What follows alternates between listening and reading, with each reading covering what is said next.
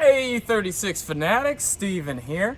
Today I got a really cool video for you about basically going to junkyards and getting used parts and old parts and such and flipping them or flipping individual parts. I'm going to talk about what I used to do in undergrad when I used to go to a junkyard in Wilmington when I was in school there to make some extra dough on the side for basically for beer money and different things like that, and show you some tips and tricks that I learned, what kind of parts to look for, and generally just what I learned from doing that.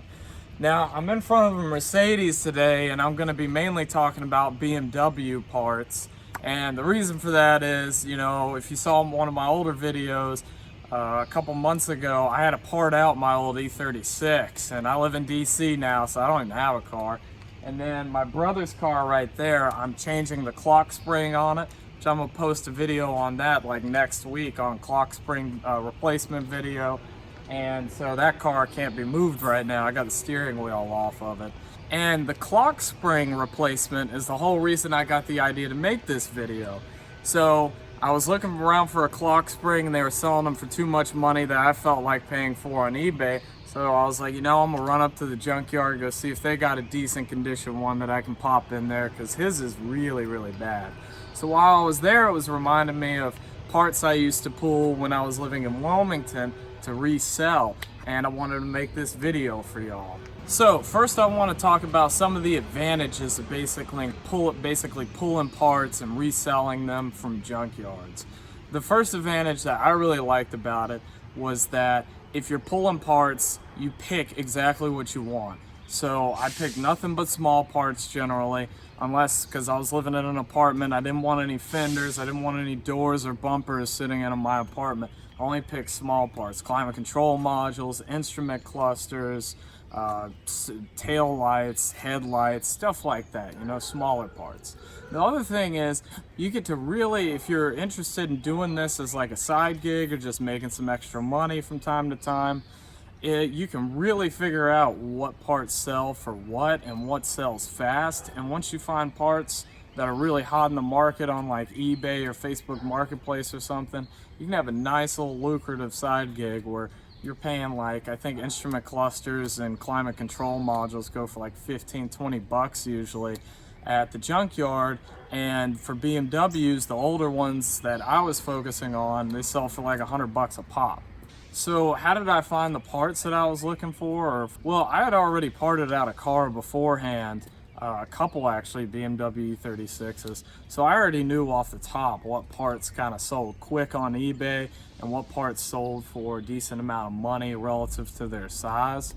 So basically what I found with BMW E36s and E46s, instrument clusters, climate control modules, steering wheels, clock springs, tail lights, and outside mirrors sold really well and sold really quickly. I might be paying 15 bucks for a climate control module or 20 bucks.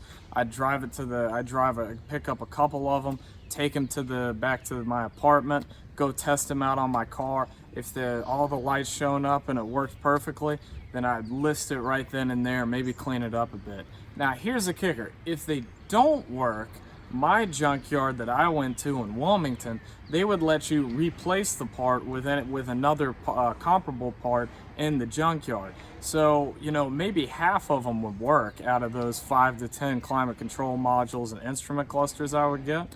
But out of those half that didn't work, I just take them back and swap them out with other ones. Now, doing this as a side gig partially depends on where you actually reside, whether you're living in a bigger area, a bigger metropolitan area, or a little more rural of an area. So out here, I'm back out in a rural part of North Carolina, and the junkyard that I go to around here for parts from time to time, they have a lot less BMWs available than Wilmington, where half the damn junkyard was BMWs and Mercedes-Benz, just part of living in, you know, a beach city like Wilmington. So there's a ton of available inventory to pick from. There were a lot of good quality cars.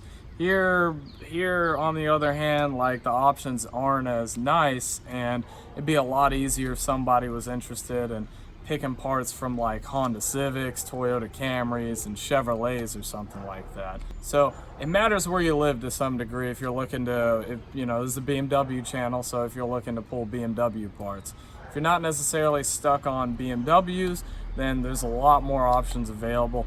I personally just like to really niche down on the cars that I'm working with, on the car parts I'm working with. Another thing to keep in mind is that like I said, one of the advantages of going to junkyards is that you have the option to just focus on smaller parts.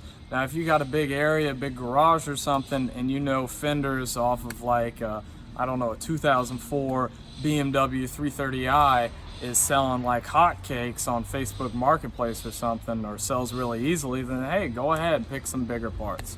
But if not, I strongly recommend to focus on smaller parts because they're easy to ship, they're easy to store, and if they don't sell, they're a whole lot easier to get rid of.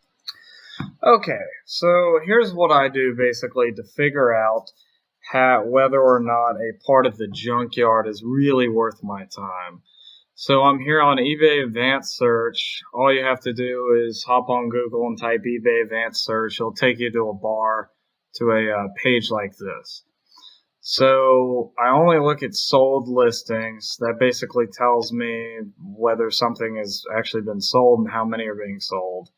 I usually only look at buy it now. You can look at auction too, but most used parts are buy it now, so I usually just do buy it now.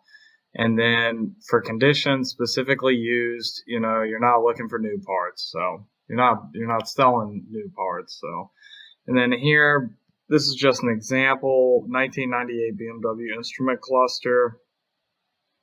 I could give a more general range, but it's not going to give me specifically 1998s anyways. So let's see what we got. Okay, so here we are, and you're going to have some that don't really match your product that you're actually selling, or your cluster, or whatever part it is. So here, obviously, this isn't a E36 instrument cluster. I don't know what instrument cluster that is. That's wrong. I don't think that would fit. Let me see. This is not a full instrument cluster. Here we go. Here's an instrument cluster. $161, and it doesn't look like they even... Let me see. And the other thing I do, make sure that's from the United States when you're looking at comps, because sometimes they'll have stuff that's shipped from out of the country, and those are usually a whole lot cheaper. I see a lot of parts shipped from like Romania or something like that. So here's one that's a lot cheaper for like $70. This guy had a lot of trustworthiness, trusted eBay seller. It's also harder to get started doing this if you've never sold on eBay before, but if you have and you have a good star rating, then it makes it a lot easier to get started. If you haven't, then you just got to accept that you're going to have to sell stuff a little bit cheaper. Your margins aren't going to be as good immediately because people aren't going to, immediately trust you. Like this guy's top rated plus, selling his instrument cluster for $125, his used one.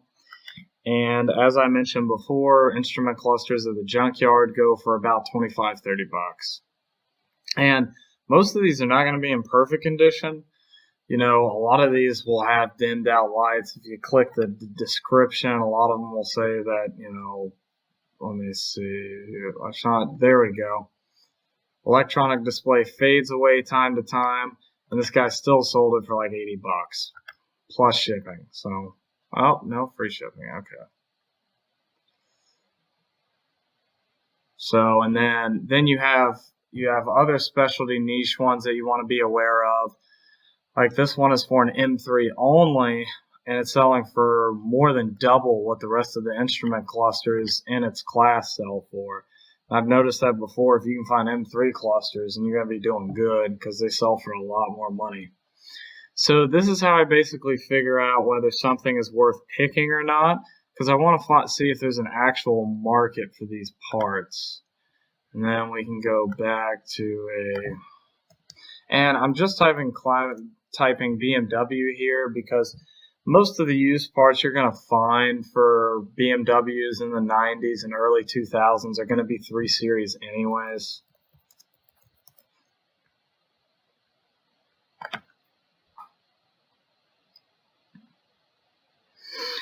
Here's a climate control module, 92 bucks. Let's see. Another 92.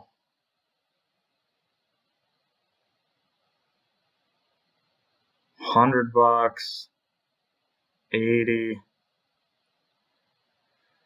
So there's a good market for these. They're selling quickly. You also want to check the dates on these things too and make sure that, you know, these are actually selling in a decent time frame. You don't want the last sale to have been months ago and then you check the availables and there's dozens of them available online. It means nobody's buying these things. So you want to basically, this is a good way to get an idea of how frequently these parts are selling, how much, what your price profit margin is going to be, and how quickly you can sell it. So advanced search is a really good tool to use. So I want to mention, I hope y'all are staying safe with the coronavirus and everything going on. I know I ain't had a haircut in like 3 or 4 months. I'm starting to look rough over here. But I hope y'all are staying safe and I hope you enjoyed this video. If you did, please like and subscribe and y'all have a good one.